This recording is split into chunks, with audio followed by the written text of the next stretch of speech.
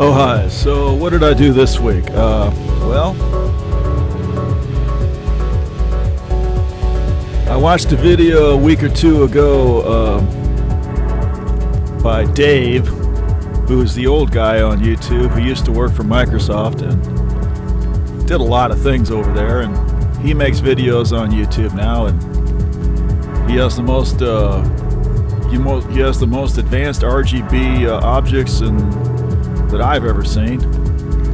Probably has them custom made in Italy, I would have guessed. Never seen anything like that for sale. Anyway, he made a video about Olama, which is a public, I guess it's public domain. You get it off of GitHub, and it allows you to. They have fully trained AI LLM models on there that you can download and run them on your own computer using your own video card and your own memory. Mainly the video card, I think. I don't think the memory helps all that much. Not that I can tell. So I watched that and got all inspired and downloaded that and installed it, got it running. I mainly wanted it because he was telling me that you could do RAGs with them, which is to say you could force the AI to read a document for you, and then you could ask it questions about the document. And I could think of a use or two for that. So getting that part work was a little hard because Olama doesn't give you that natively. You either have to do some programming yourself to add in RAG documents, or you can use another application, like in this case Web UI, Open Web UI, and this requires you to install Docker, which is like really overkill to me. Docker, I'm not even sure what that is. It's a great big program is what it is, and it is squirrely. It is squirrely as my front yard in August. After the hawks are done with it. And I can get it to run about one time in 3. The other time it just throws error messages. But once I get it up and running, I can run Open Web UI on that, and then access the running Olama AI LLM and instruct it to read a document for me, and then ask it questions about the document, which is all I'm here for. That's what I do. And in my case, what I wanted to do is I managed to scrounge up a PDF edition of the factory service manual for my car. If you've ever used a factory service manual, they are large. They are great big documents, and I thought that feeding one of these to an LLM could be pretty useful. So that's what I did, and I did find it very useful. I've tried it with the model I tried it with is a little bit too big for my setup. I've got an EVGA RTX 3080 here, about one of the last ones they made probably. It's only got 10 gigabytes of VRAM on it. I've got 32 gigs of memory on the main board. But it's mainly, it'll use the mainboard memory, but it's mainly the VRAM that counts. The model I'm using is running about 66% on the video card, and the rest of it's taken up 33% with the RAM on the motherboard, and it's running pretty slow with that combination. So I probably need to run it with a slightly smaller model. Although I don't mind waiting. It's not that slow, and the answers I'm getting out of it are pretty good. I'm asking about things like the default codes. I put a scanner up on my car, and I get a fault code out of it because it's messing up with the emissions garbage, which is a real pain. It's a way for the engine to basically destroy itself without you even realizing anything's going on until it's too late, practically. In my case, I just had to clean out the what is it? The MAF sensor, Had to go down and buy a can of MAF sensor cleaner and pull that out and spray it out a little bit, put it back in. It seems to be running better now. I can't be for sure. I mean, it's hard to tell with these engines, you know. There's no idiot lights up on it, so. But that doesn't really necessarily. But that doesn't mean anything. There weren't any idiot lights on it before, but I could tell there was stuff going on with it because it was, you know, there was an oil burning smell coming off of it, and was not good. So running better now, I think. But I may have ruptured the PCV valve. I'll have to check that later. The PCV valve on this car is integrated into the valve cover. It's integrated into the valve cover, which is a really stupid decision by somebody. But but I have to wait until my replacements get here in the mail before I open that up and play with it. If that's messed up, I'll replace that, and then I might feel like I'm in pretty good shape with that car. But you can never be sure. I don't like cars. I hate working on them. They're a real pain.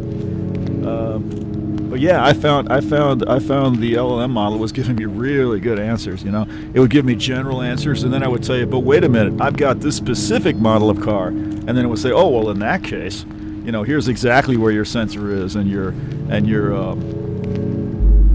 temperature sensor. It's integrated with the MAF sensor too. In your case, so it was very perceptive, I thought, and I look forward to using it. Well, I don't look forward to doing anything with the car, but if I have to, I think that's very useful.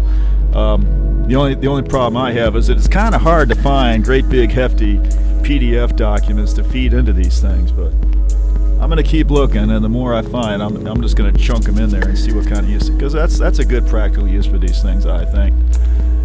I mean, I can basically sit there and have it, you know, tell me, well, how do I replace the compressor? Give me a step-by-step procedure. I'm pretty sure it would do it. I mean, I've already looked up how to do it, so I could check on it too. But you know, it's pretty impressive what it can do. I can see that being very useful.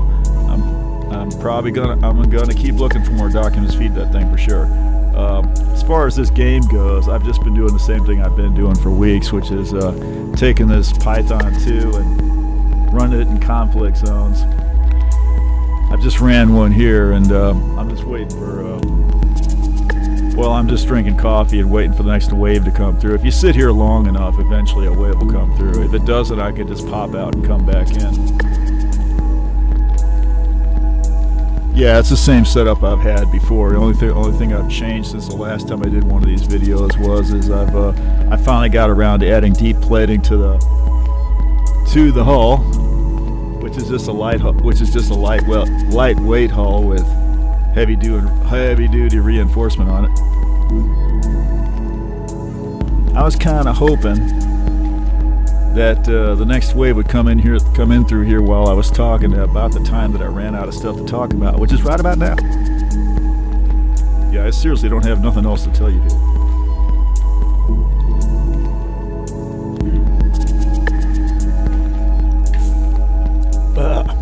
I guess I could talk about the stuff I post on YouTube. I made a couple comments here.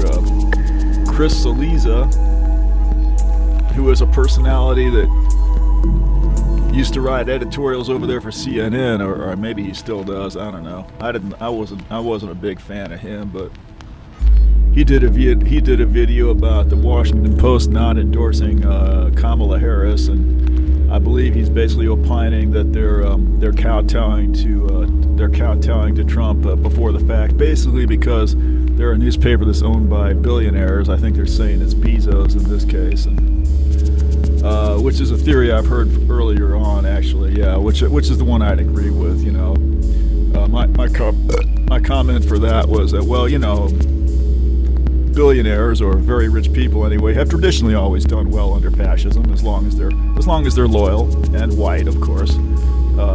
So Bezos probably figures, well, you know, why burn any bridges? You know, it's no skin off his nose, as long as he toes the line, right?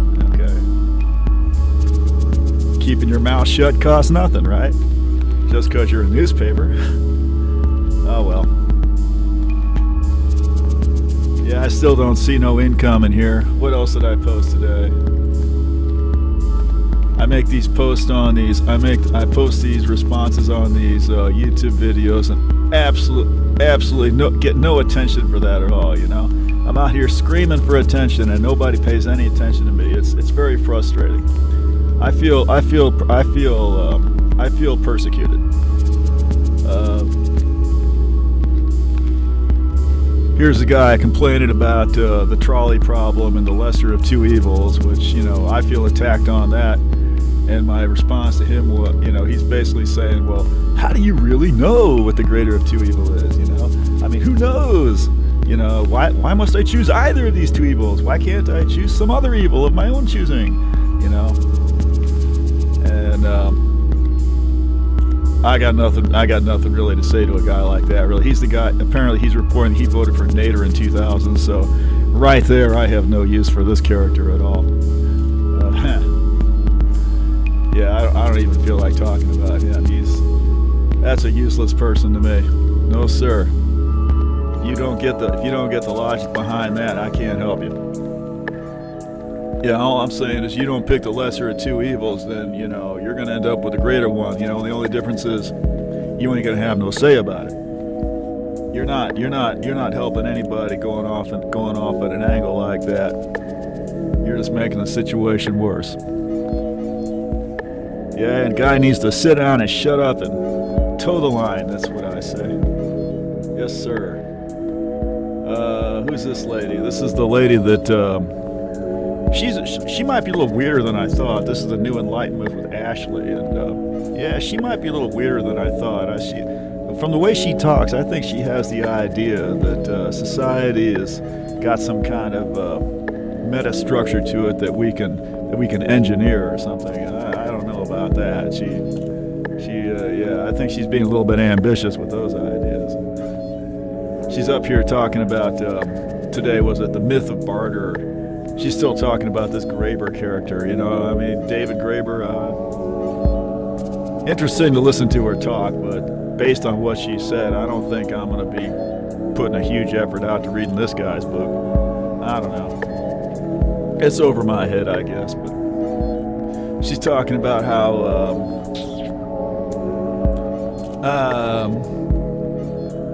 concepts like money didn't really come about the way people think that they did. The idea of economic systems, whether they're barter or using money or whatever they are, based on myths about the utility of these things. And the important thing is to engineer your myths, apparently, so that you end up with the best possible situation, whether it's money or barter or something else. That's something even better, maybe, if there is such a thing. And as far as I understand, that's what she's saying. All I had to say about that was, well, I don't think the formulation and dissemination of such myths has ever been under the rational control of any individual or group. Individual groups may have succeeded in affecting the evolution of such myths, but it was more by luck than by the relative merits of their respective efforts. Myths have to gain currency in popular culture. They have to perpetuate in that culture over time. And you might be able to get your ideas to take, but ultimately, in the end, you don't really have control over what the culture will accept. It's going to take up good ideas. It's going to take up bad ideas, possibly at random. Entirely a matter of popular fashion, I think. Like the trade in fancy shoes. I usually refer to it as the trade in fancy underwear, but she's a nice lady. I don't want to mess her up with that.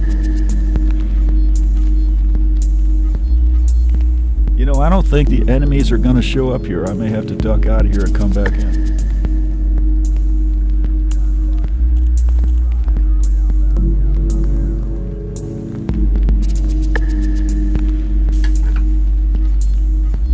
Yeah, it's taken them quite a while. I think I'm going to duck out of here and come back in and do some of this.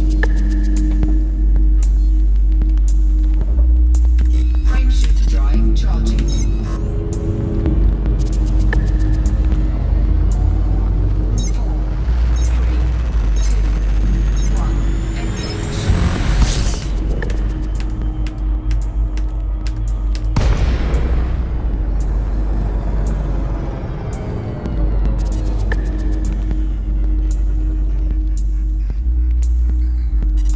Yeah, if you hit the frame shift drive and just drop out of it immediately, just drop out of it immediately, it'll dump you about 100 kilometers out. sit here for a minute or two. I don't think you want to go right back in because you want to give it a second to reset, get itself together. When you go back in, you should have a battle going on.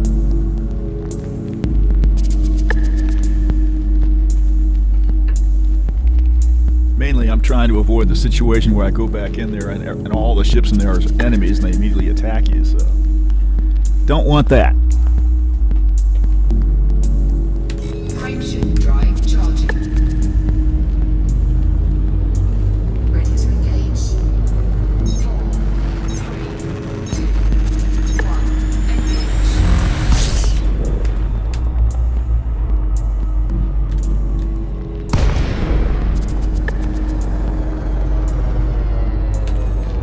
Power plant capacity exceeded.